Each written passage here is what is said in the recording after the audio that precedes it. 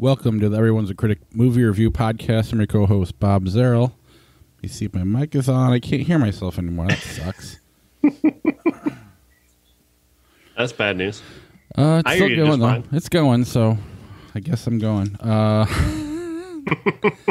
With me, as always, is professional film critic Sean Patrick. Visit us at ihatecritics.net, everyone's a critic podcast.com. We're on Facebook, Twitter, Instagram. Our handle is CriticsPod. Subscribe to the show there. Like us. Listen to us at Apple Podcasts, Google Podcasts, Spotify, Alexa, all your podcatchers.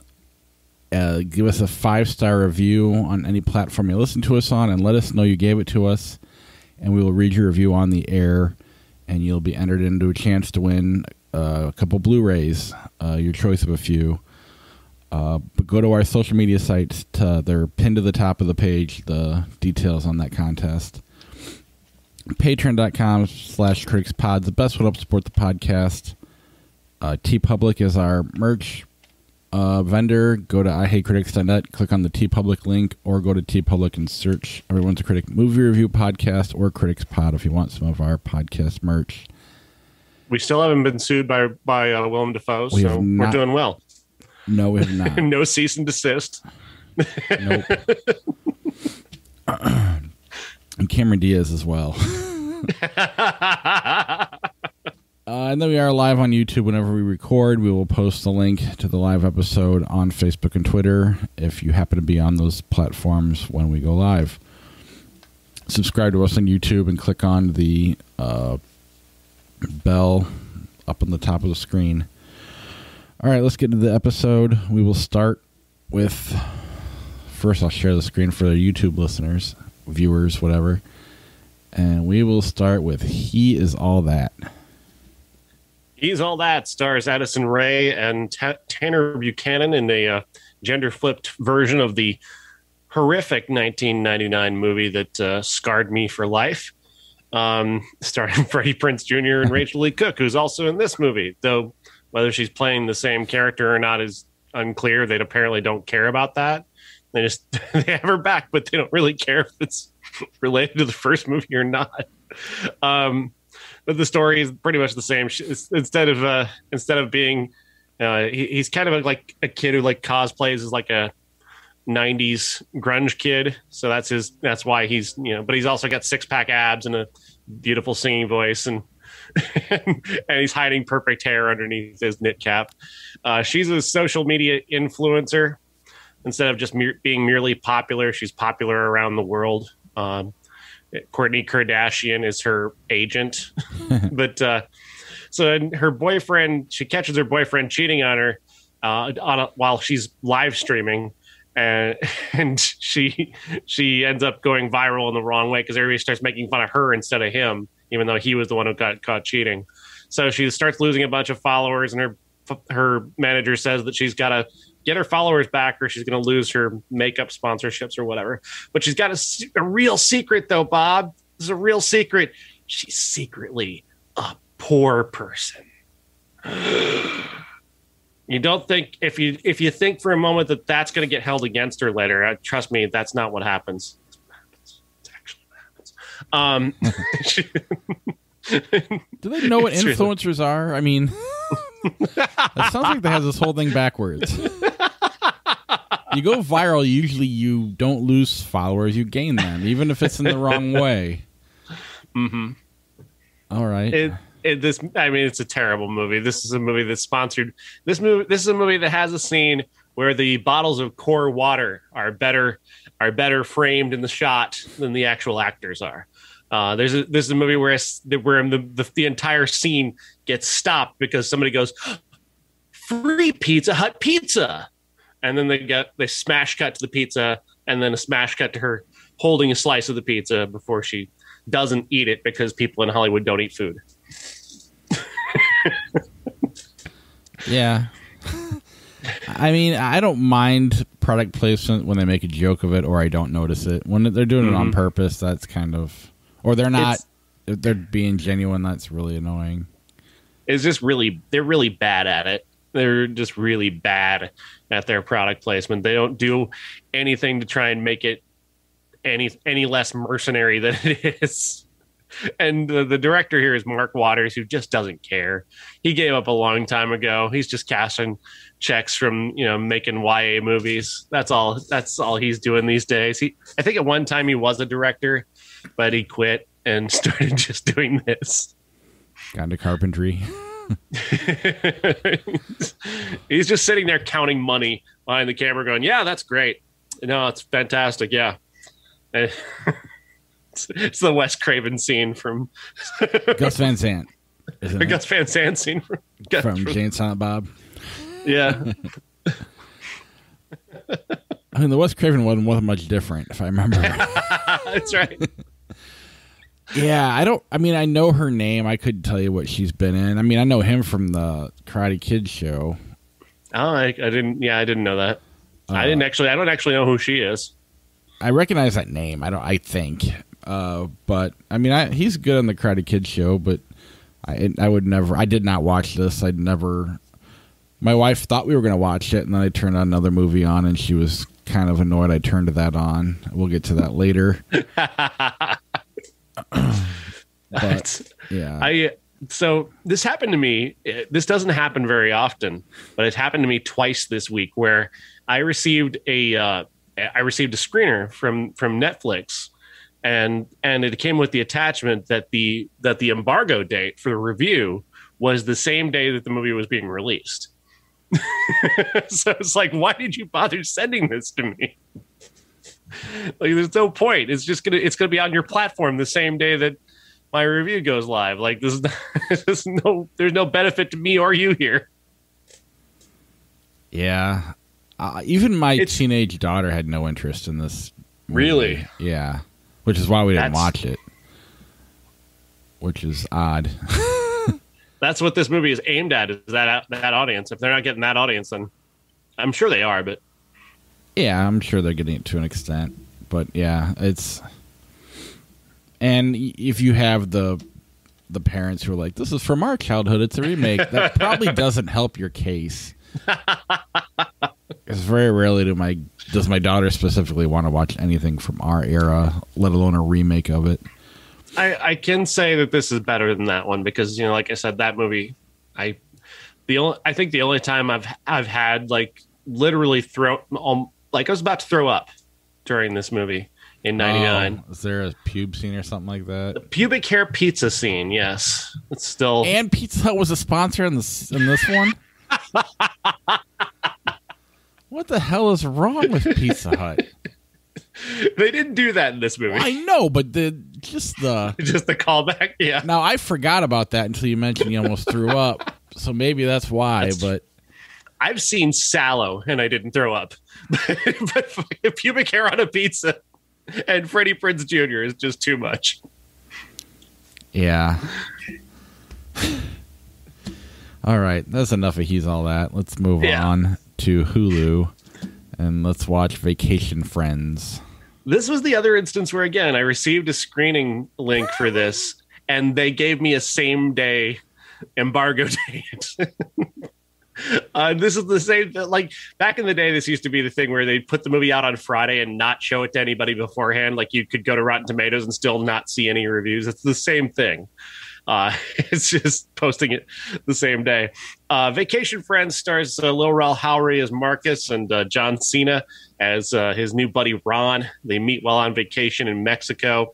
Howery and his wife Howery's taking his girl down there to propose to her and get engaged, and he ends up becoming friends with these two people, and all sorts of wacky adventures ensue.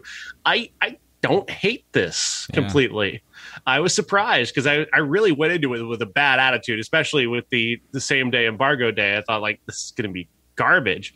But I got to say, John Cena surprised me repeatedly. I think the movie kind of hit something with me in terms of tone when they served the margaritas in their room, and instead of using salt, they had cocaine they used cocaine instead of salt. And I was like, okay, that's setting a bar here.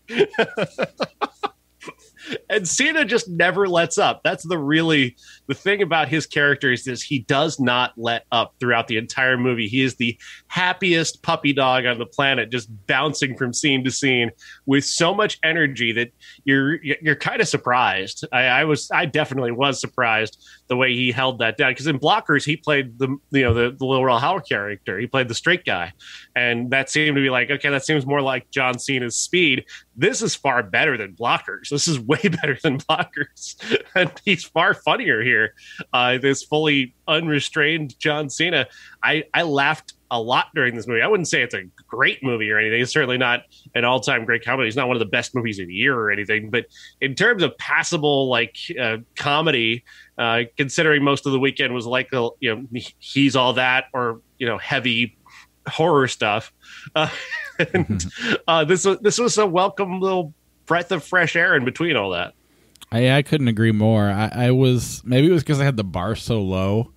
Yeah, because when it first started, I wasn't really laughing, and my wife was like on the floor, and I haven't been buzzed, or I definitely haven't been drunk in a long time. Really haven't even been buzzed. I don't drink that much.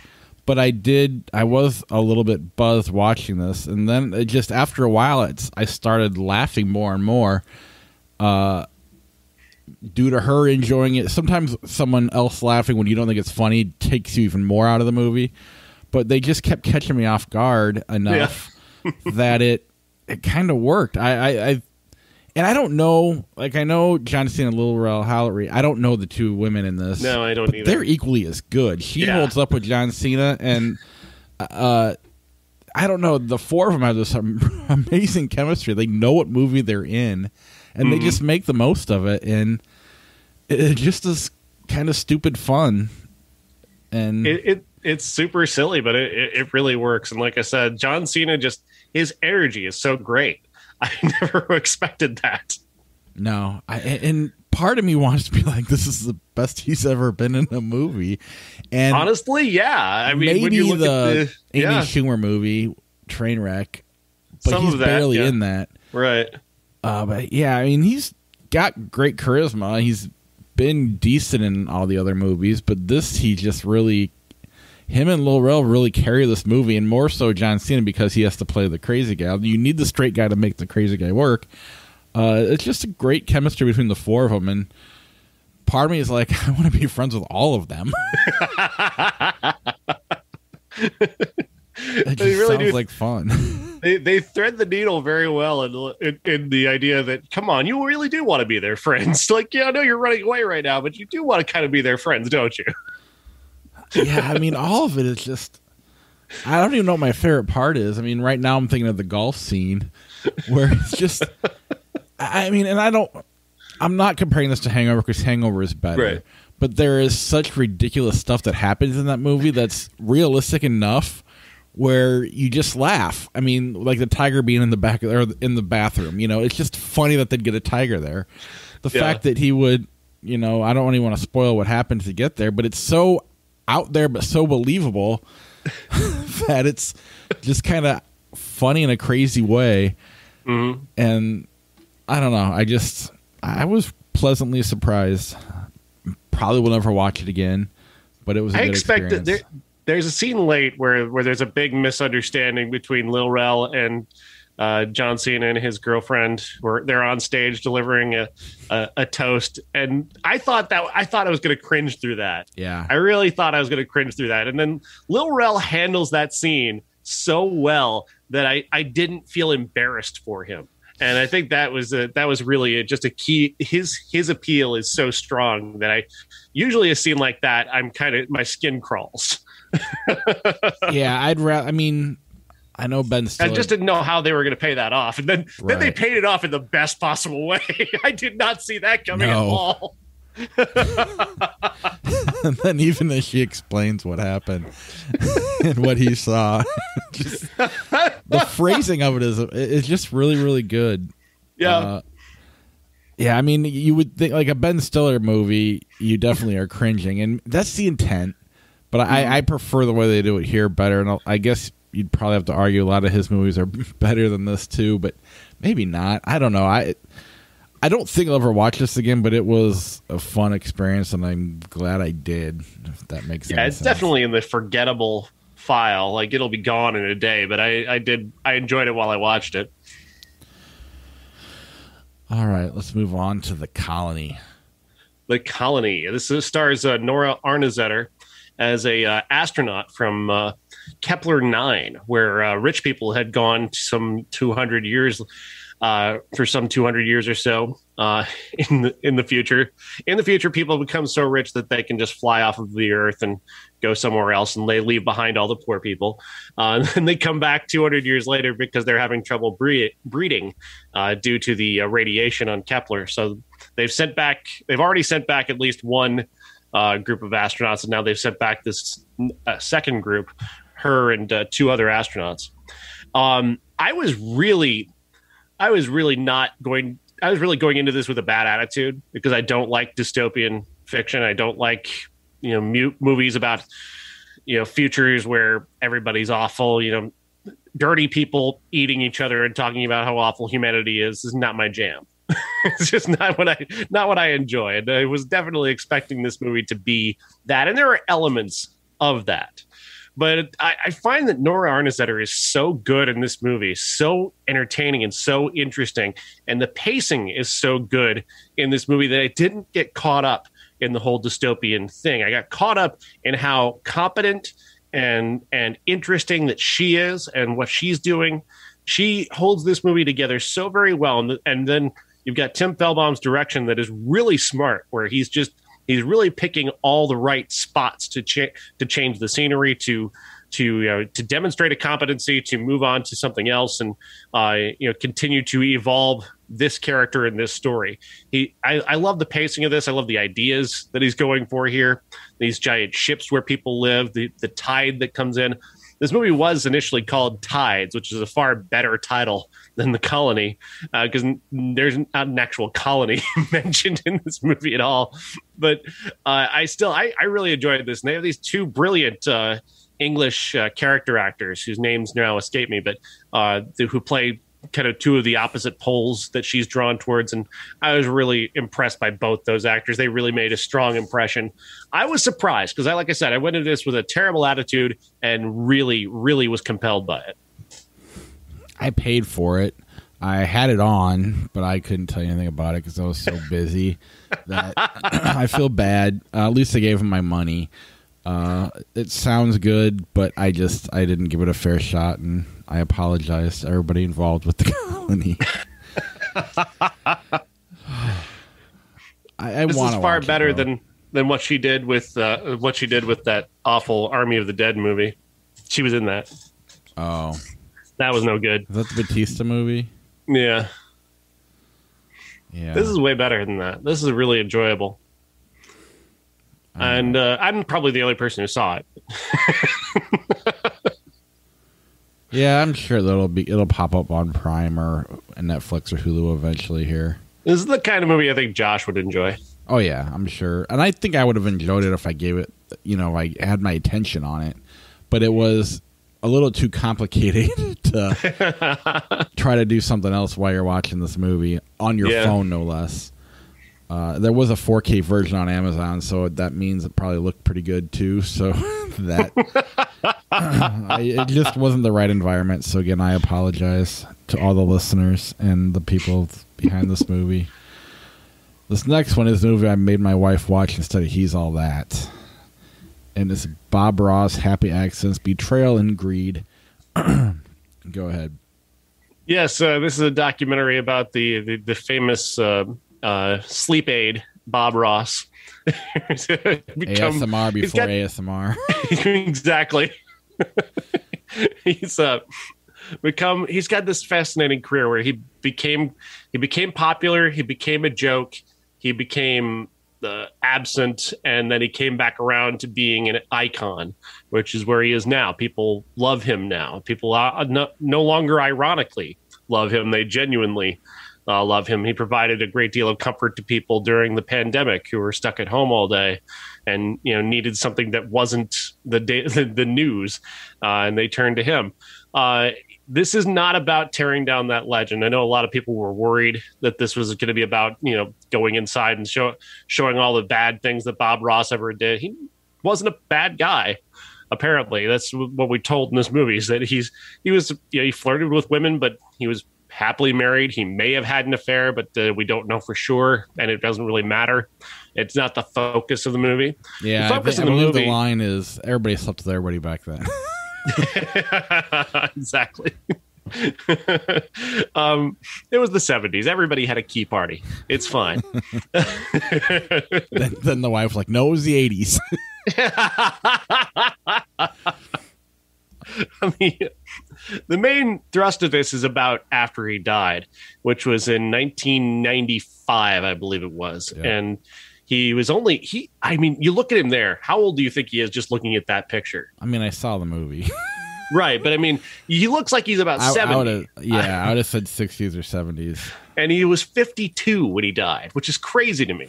He's only 7 years older than me when he passes away. But the people who controlled his business, BRI, Bob Ross Industries, they basically didn't want anybody to know he was dead. They thought it would hurt sales. They kept it from people to the point where one of his closest friends didn't even get to go to his funeral because they didn't announce it. They didn't want anybody to know. People obviously did find out. They published it in the New York Times and whatnot. But the bottom line was that I didn't actually know Bob Ross was dead until like 2003. Because he was still on PBS. He was still, you still watch his show in syndication at that time. And there were Bob Ross products in stores and stuff.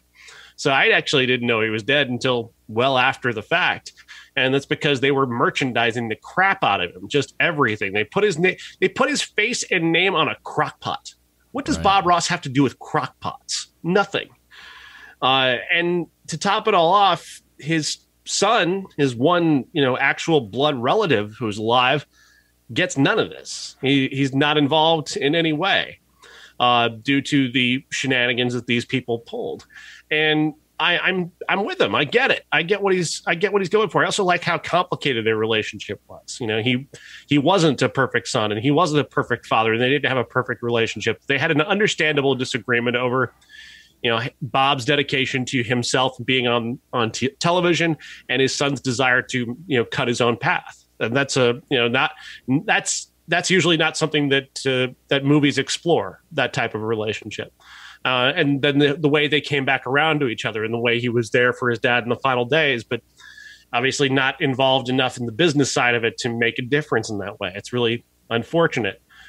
I don't know if you could call this journalistic, though, just because it's entirely one-sided. Granted, yes, those guys, they come off really badly, but it's because they're also not involved in this, the owners of BRI. They don't come off very well when we do see them. But that, again, could be just down to what this movie is trying to say, is that Bob Ross is a figure who's being exploited today to sell products, and how kind of sad that is. Yeah, it's a sad story, but I don't know if it's a great documentary. It took a while to even get there. They spent a lot of time just going through his shows and his, introducing the other characters in the documentary. And I think you don't have to necessarily like him, but like my wife was really, really bored. I'm like, you just got to stick with it because I think something crazy happens at the end. And I don't know. It's fine. You feel for the people involved, but at the same time, it's not a documentary. I'm gonna be like, everybody's got to see this. It's amazing. Mm-hmm. It is weird. I mean, he recorded a ton of shows before he died, like 3 a day. Mm-hmm. And I think they ran well after you were saying, I didn't know till well into the 2000s that he was dead. I couldn't tell you when, but I don't feel like it was that long ago. They still sell shirts of him at Target, which makes me think some people still think he's a joke or ironically like him. But you're right, with the pandemic, he's definitely a soothing voice, and it's neat. But the other painters kind of come off as whiny, especially since the other people aren't involved to defend themselves. So you just don't really know. The son wasn't involved. I don't know. I'm not by any means standing behind the people who did everything, but I don't know the scenario because they weren't involved. So it's kind of, like you said, it wasn't very journalistic. The Bob Ross Chia Pet does not reflect well on them. And how much they care about him. Like, would he really have wanted that? I don't know. I have no idea. Some of the things that they put his face on, some of the things that they've done with his likeness, I don't know if the Bob Ross that we meet in this documentary would have wanted any of that. And granted, he's not around to ask him, so maybe he would have loved it. Who knows? I mean, it was hard to tell because the son had mints and coffee cups of it. So, I mean, yeah, the cheap pet's a little bit further than that. But at the same time, he had a goofy haircut on purpose. So he may have gone. I mean, it's hard to say. But it wasn't as hard hitting as I thought it was going to be. I didn't feel like blown away or like it just took too long to get to the betrayal and greed. Mm-hmm. And I don't know. It was kind of boring, being honest. I'd rather watch a show 7 or 8 times than that, which I remember as a kid. My brother specifically, because he was an artist, watched him all the time. Not ironically either. Like, he loved watching Bob Ross when we were kids. And that was probably like the mid-'90s. He was probably dead, and we didn't have no idea. Yeah. But yeah. I think it was interesting. I found the whole thing interesting just because of trying to place it, because he's got such a strange place in culture, and trying to find where that place is. And a lot of it is kitsch. A lot of it remains, kitsch appeal, but there's a lot of genuine appreciation out there. And he kind of, I said in my review that he was earnest before being earnest was cool. And that's true. He was a perfectly straightforward guy. He genuinely believed what he was doing and believed in it helped people. And he was right about that. At the same time, there's a lot you can make fun of about Bob Ross. Yeah. And I agree. I think the story is interesting. I just thought the documentary just wasn't the best documentary in the world. Let's move on to the big movie this week, Candyman. Yes, Candyman. Don't say his name too many times, because we're in a camera. Maybe I don't know if that'll call him forward or not. Well, he said it once. Candyman, directed by Nia. Stop calling attention to it. Nia DaCosta is the director here. Everybody keeps crediting Jordan Peele for this movie. It's Nia DaCosta who directed it. She also co-wrote the script with Jordan Peele, but still. This is picking up, of course, on the original. This is a sequel to that film, in which the legend of Candyman has kind of died down a little bit and kind of fallen to the wayside. One character sort of relates the story of Helen Lyle, the Virginia Madsen character, at the beginning of the movie, and that relates, of course, to Candyman. But then we find out that there have been like 6 or 7 different Candyman over like the 200-year history of it, dating back to Daniel Robitaille, the Tony Todd character, and through like decades and decades of him.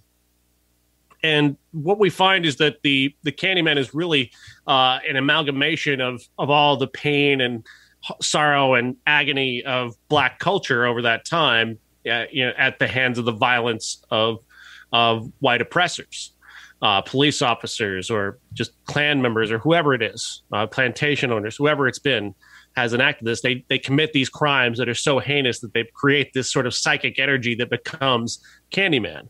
And then he enacts vengeance in that way. And I like that idea. I love the idea of it. I think the idea works. And I think what they're going for in that is this most solid part of this movie.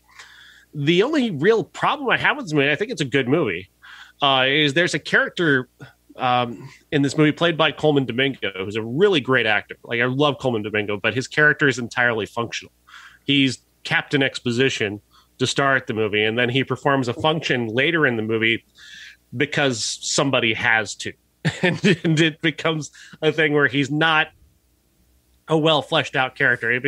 It's a pet peeve of mine when a character only exists as a function to make the plot work and not an actual character. And he's not an actual character in this movie. And that really it takes it down a peg for me. I still like this movie, but I'm kind of off of it just a little bit because of that. Can I ask a question about that? I have not seen it because I still don't want to go into theaters yet. Is he Captain Exposition because it's in the Candyman universe, or is it just a story needed it? He's certainly there to talk to us as much as he's there to talk to the main character. But if it wasn't in the universe, would they need it? You know what I'm saying? If it wasn't in the Candyman universe, if they just did their own original story that didn't tie back to... I'm not sure. All right. I know he's there mostly just to talking as much to people who haven't seen the original Candyman as he is, talking to as he is talking to the main character. Yeah, I mean, I'm definitely interested, and I probably will see it just to see how they do. Like I said, it's a very strong idea, and certainly that idea is present in the original. It's not necessarily as present, but it's certainly part of that. They do talk about that, about the pain and the psychic energy creating the legend that becomes him. So they flesh that out a little bit more here, and they really dial in on it very well. And I was impressed by that, and I think they're absolutely on the right track with that. It's just that they have again this Captain Exposition character who stands out like a sore thumb. Well, our classic is the original Candyman from 1992. What are your thoughts compared to the two? I'm assuming the new one's better. The new one is better. It's a lot better. In fact, I don't think I really care for the original all that much. I think Virginia Madsen's a good actress, and she really does this. So the story goes that Helen Lyles and her friend Bernadette, played by Casey Lemons, are University of Illinois students. They're doing a thesis paper on the urban legend of the Candyman, and they're have I said it? I've said it 7 times. Oh, we're way over. Part of me is like the YouTube views. The podcast may end, but we may go viral. So they're doing an urban legend thesis on Candyman.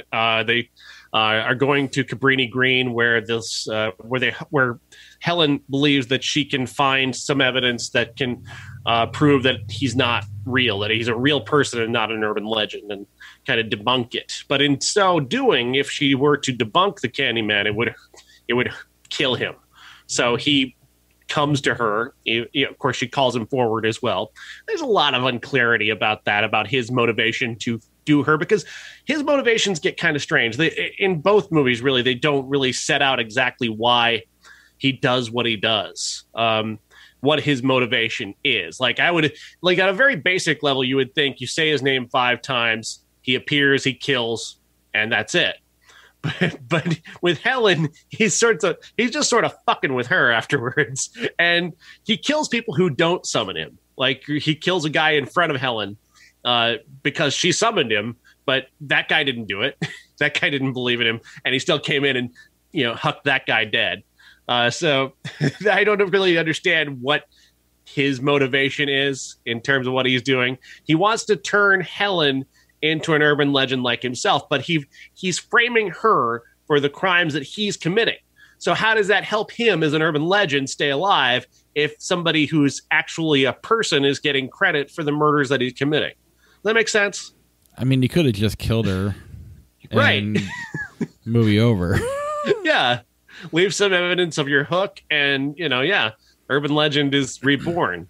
I don't really get his motivations. I think this is a kind of a sloppy story when you break it down. The movie, the second movie, is not as sloppy because, like I said, they've got a much more clearer idea of what they want to do with this legend. But this movie, it creates a whole host of problems. When you talk about, I was talking to you off the air about the hook, and I got a big problem with the hook. The hook for me breaks the fourth wall, because why was that hook there? Why? First of all, you're killing this. Okay, he's being lynched. Candyman Daniel Delacroix is created when this man is lynched. He's a painter. He went to paint the wife of a plantation owner. They fell in love. He knocked her up. The horrible people found out about it. They lynched him. They cut off his hand and replaced it with a hook. Why would you give somebody a weapon in that situation? Why would you have a hook in that situation that you're using to shove into the stump where you cut off his hand? What is the motivation to do that? What are you saying with this hook? I don't understand that. Why anybody would do that. Just let him find the hook on his own. If you have to have a hook, he needs to find it. Exactly. That's the only way that works. Because having the story be that somebody stuck the hook in his hand doesn't make any sense. I understand the bees. The bees make complete sense. They're torturing him. They cover him in honey and set bees upon him. They're torturing him. Then they light him on fire. That's the whole conflagration creation of Candyman. This agony that he's in creates such horrific psychic energy that he becomes a legend. He becomes a monster. That makes sense. The hook makes absolutely no sense whatsoever. Yeah. And the thing about it is that your retcon is perfect. I've got another retcon. If you really want to do this, you really want to give him a weapon in that way, why not make it a sharecropper's tool, one of those sharp scythes, and stick that in there? And then it's basically like the guys who are lynching him are saying, hey, you may think you're not a slave, but to us, you're still a slave. And they slam that thing into his arm and they remind him forever, or for the last 10 seconds of his life, you're a slave to us and you always will be. That's deep. Like that's got a point to it. The hook has no point. The hook is basically, we need something that's going to go on the poster that reminds people kind of sort of Freddy Krueger. It's a marketing material. Yeah, I guess it's just kind of a B-rate horror movie in the end. I like Virginia Madsen. I think she's great in a lot of things. She's not necessarily bad in this. No. But it's, like you said, too convoluted. There's so many times they could have just ended the movie for whatever reason. They didn't. It just is complicated for the sake of complicated. And not necessarily interesting either at the same time. But it does have those ideas in the background that do at least grab your attention for a little bit. But they, like you said, they don't really do anything with it. I'm glad the new one does, so I'm definitely curious to see it. They're good. I think Tony Todd's cuts a great figure as Candyman. Absolutely. He's very intimidating. He's the bee scene is really good. It's a really great scene with him covered in bees. I like that. The opening scene where he covers Chicago in bees, again, also quite compelling. Philip Glass's score is incredible. It's an Oscar-worthy score. The choices that they make with that score are brilliant. Helen's theme, especially, it's chilling, and I like that. But yeah, his plan for her makes no sense, and without that, there's just not a solid enough foundation to this movie for it to work. Yeah. And maybe it's just hindsight being 2020. I don't want to be all woke at anything, but there's a nude scene that's clearly unnecessary, and it's just kind of awkward. And you just kind of, then your head, it takes me out of the movie now, and I'm thinking about, I wonder how this went down and what this, the producers would make. Clive Barker's involved. I don't know. You want to be really woke about this? Why are we watching a movie about the trauma that happened to a black man through the perspective of a white person? Like, I wrote about that too in my review. It's like that's deeply problematic and typical of Hollywood of the time. You've got they got to do it that way. But the entire traumatic experience is his. That's the entire driver of the entire thing, is what he went through, and you're giving all the story to her. Yeah. Does the new one even reference 2 and 3? I don't think so, but I've not seen 2 and 3. I don't know anything about I haven't either. 2 or 3. I didn't bother with them, especially since I didn't care about this one all that much. I didn't bother with the other two. Yeah. I like the title, Farewell to the Flesh. And I don't. Yeah. I can't even. Yeah. I don't even know how you sequel it, and I guess I get how the new one is, but I really have no interest in finding out either. All right, 1991 for fun. Obviously, Child's Play 3 came out. We're probably not going to talk about that unless you watched it. No, I didn't. But then there's Delicatessen. Yes, Jean-Pierre Jeunet, the director of Amelie, is the director here, one of his first films in 1991, about a butcher who takes in boarders and usually ends up serving those boarders as meat to his people who live in his building.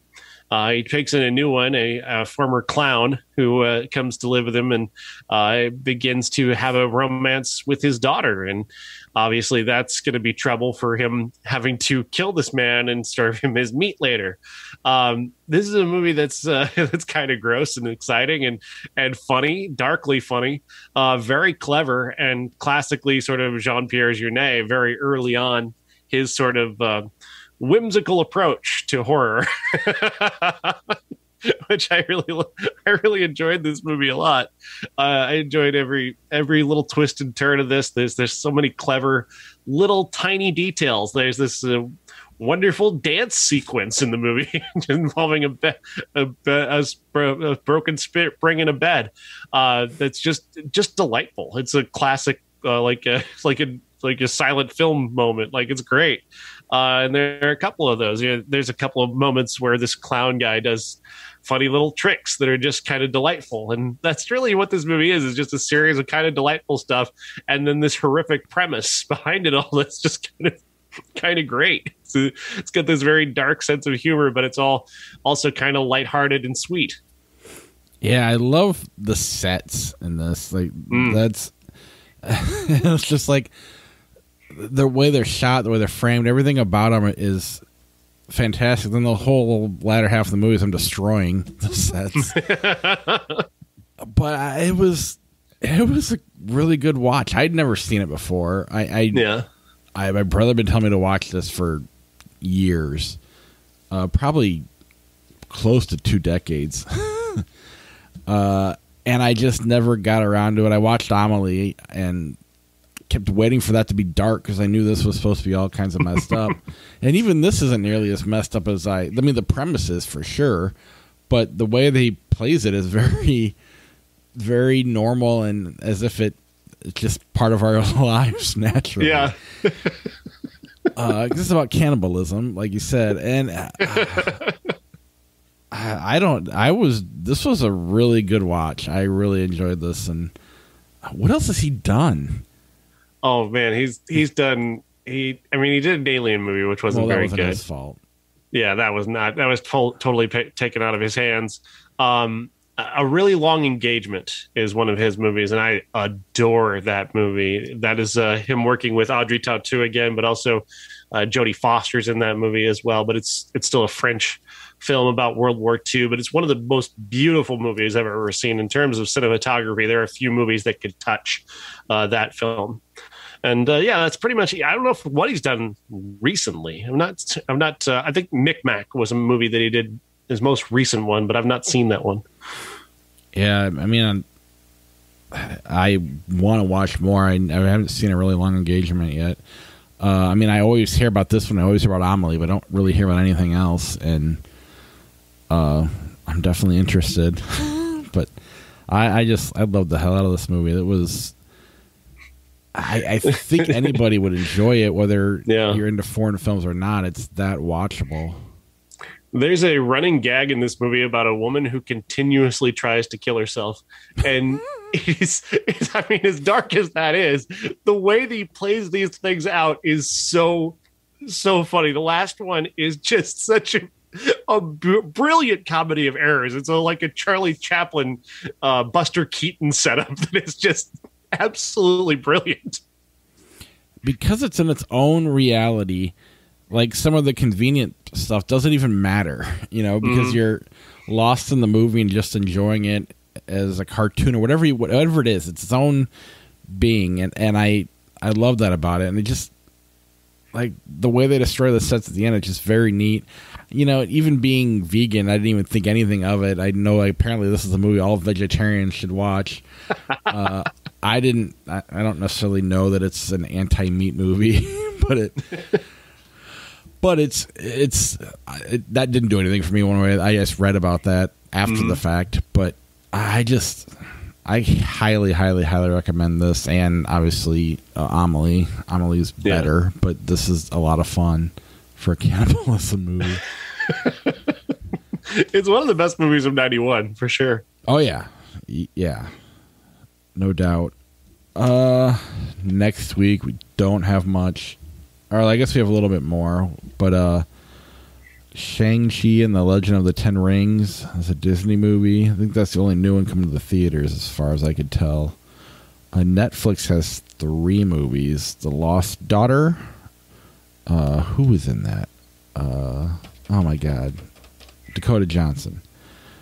Afterlife of the Party. Worth. That's Michael Keaton, isn't it? Yeah, it's a Michael Keaton. It's a 9/11 movie. Karen. Is that a documentary or a movie? It's a movie starring Taryn Manning from Orange is the New Black as a woman named Karen who terrorizes her new black neighbors.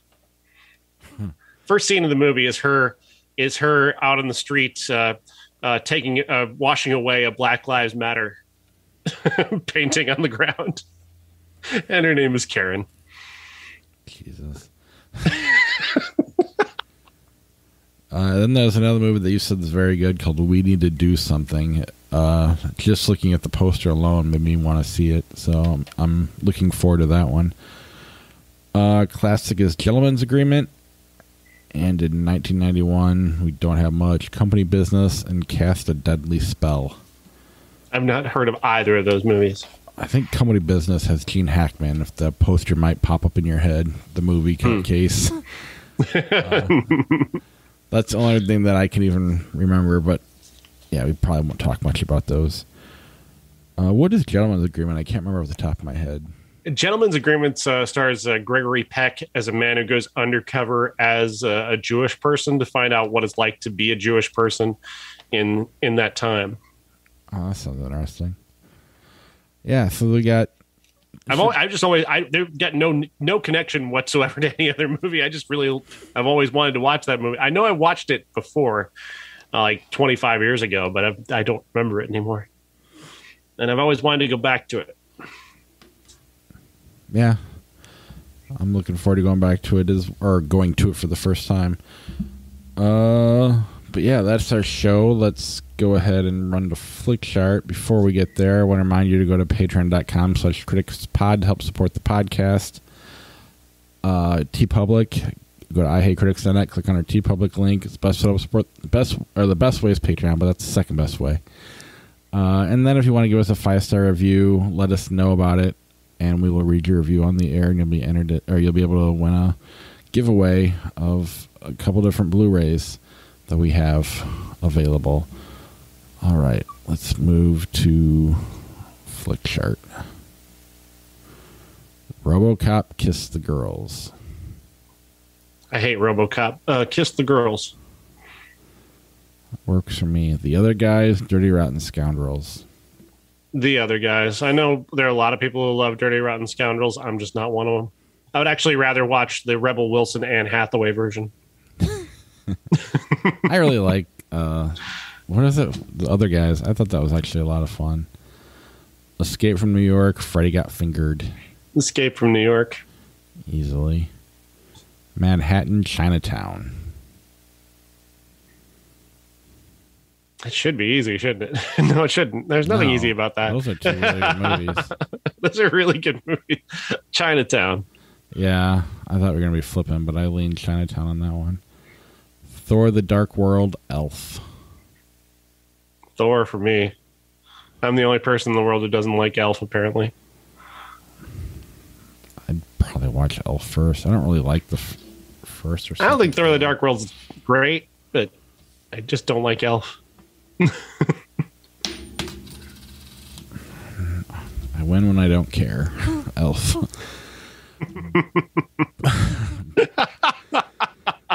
Booty Call Star Trek 5. Two different type of audiences. I would say so. Booty call. Yeah. Something Star Trek fans do nothing about. Know nothing about. Avatar, Crouching Tiger, Hidden Dragon. Crouching Tiger. Easily. Best in Show, Gross Point Blank.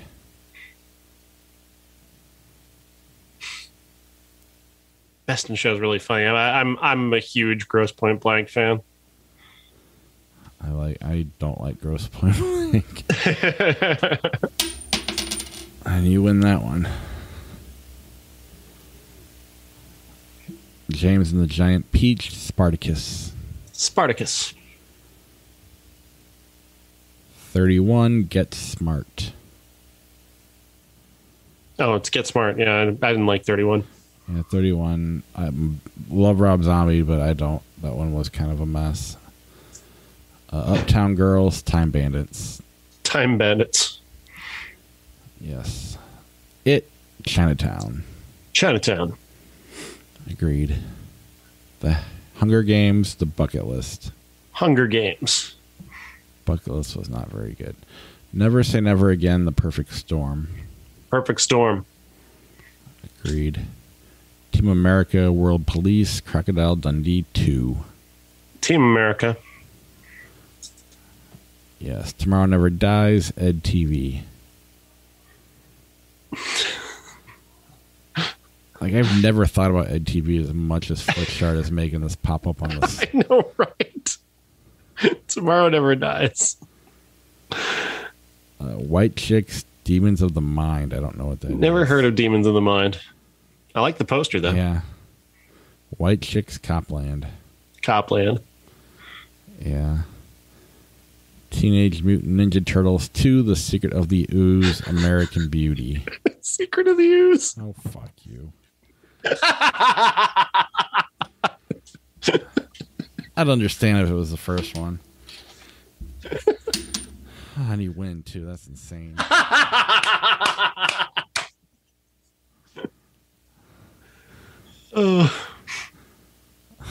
Romeo and Michelle's High School Reunion, Underworld. Romeo and Michelle. Yeah. Philadelphia, You Don't Mess with the Zohan. Philadelphia. That was a tough one. I voted for the more fun movie. Yeah.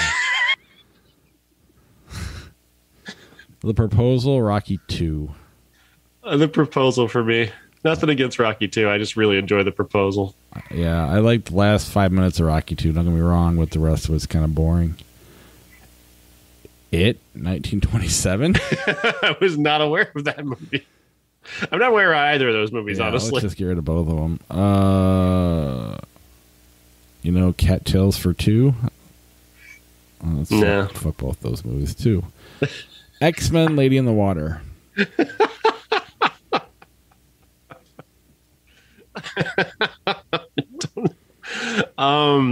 X-Men, I guess. Lady in the Water is more memorable, but it's memorable for all the wrong reasons. Yeah.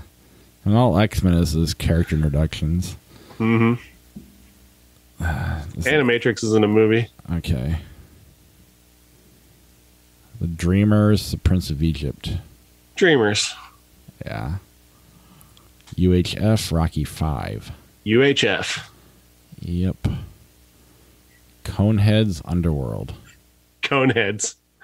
I have a real soft spot for Coneheads. That movie, I don't know why that movie makes me laugh so much. It's not good. It's not a good movie, but I laugh so much during that movie. Crocodile Dundee, The Fountain. Fishing with Gandhi. Fountain's nowhere near as bad as Crocodile Dundee. Yeah. Take Shelter, Last King of Scotland. Take Shelter. I don't know what it is, but I'll let you have it. Key Largo, Deuce Bigelow, Male Key Largo all the way. Cachet, Conan the Barbarian.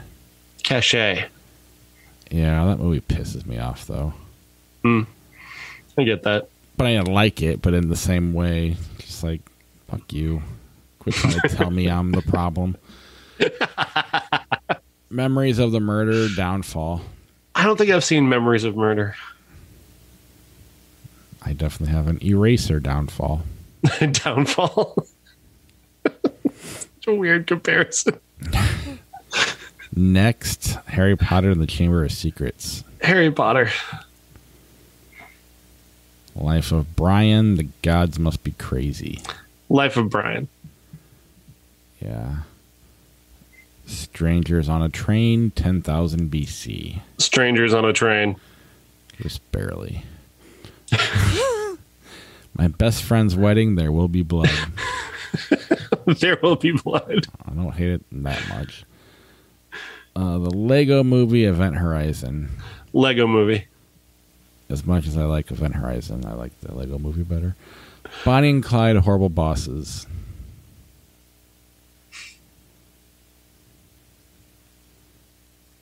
We hated Bonnie and Clyde when we watched it. Yeah. I don't know why I have no feelings at all about Horrible Bosses anymore. I guess that's fine.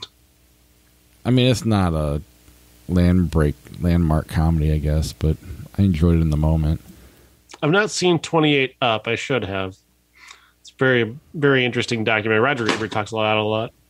Mission to Mars, Commando. Commando. I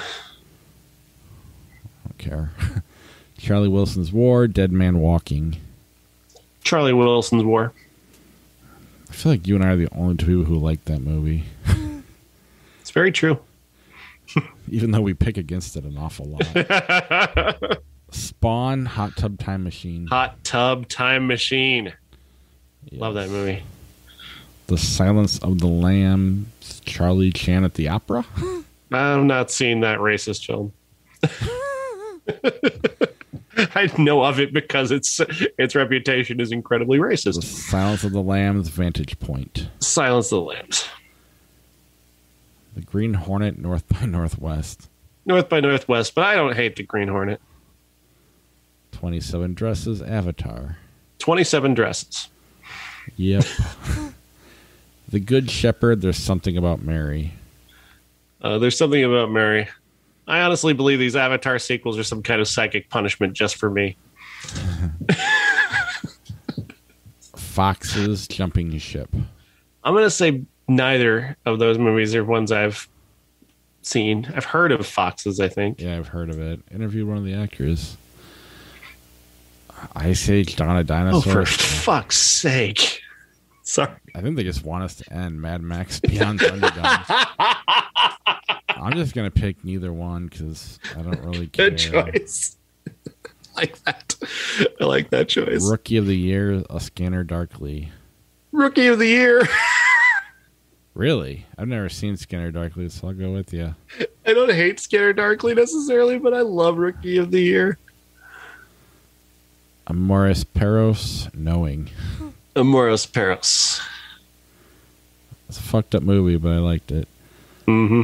Eternal Sunshine of the Spotless Mind, The Day the Earth Stood Still. Eternal Sunshine. Yeah. Falling Down, Collateral Damage. These are like right-wing dad movies. I used to like Falling Down years ago, and then now I don't. Now I don't like it at all. Yeah, I used to be so impressed by it. Like, yeah, look at he's complete. Look, of course, our hamburgers don't look like that picture on the. Yeah, and then you look back at it now, and it's like that's kind of dumb. Yeah. Collateral Damage. The only reason I remember it is like because this was the movie that came out. This was the first action movie that came out after September 11th, and people were like, "Are people ready to go back to the movies and watch giant buildings explode again?" And then nobody went to see it. It's one of his first. It was one of his first bombs.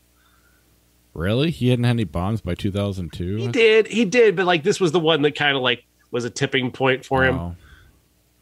This was his. I mean, like he had Eraser by then. He had several that at End of Days had failed by then, but this was kind of one that was kind of like pushing him further away from his superstar era towards politics. All right, then neither one of them get picked. Unforgiven, Mouse Hunt.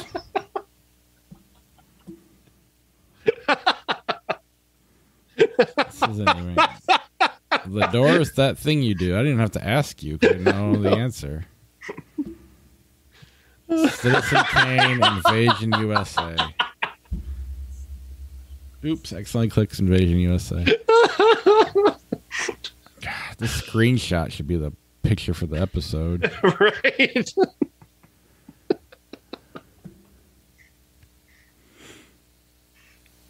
What? I don't know. Do you like The Good Shepherd at all? Good Shepherd's not bad. I don't have a... It's kind of boring. Strong memory of it. Yeah. I remember The Departed being way better. Probably watch Good Morning Vietnam. Oh, yeah. Good Morning Vietnam or The Good Shepherd. Sneakers, The Fast and the Furious, Tokyo Drift. Tokyo Drift. See, I remember watching Sneakers a lot as a kid, but I do not remember anything about it. I'll flip just to fuck it.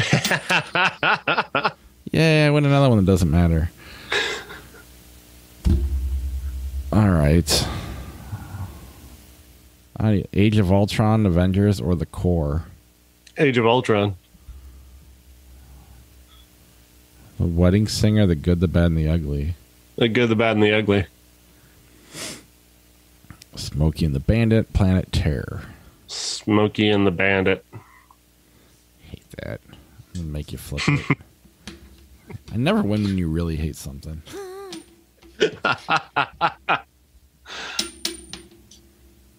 Fuck. Smokey and the Bandit wins.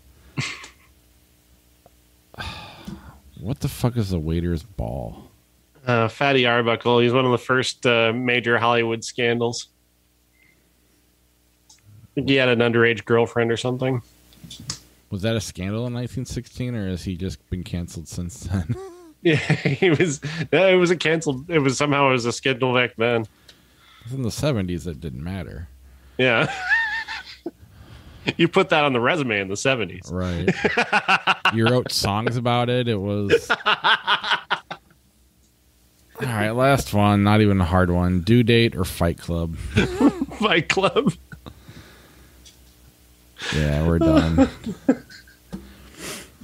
All right. At least that guy had a reason to have a hook. What was the reason for his hook? He just put it on there, right? Yeah, he chose that. That was his. Yeah. All right. That's the end of the show. Bye, everybody. Good night.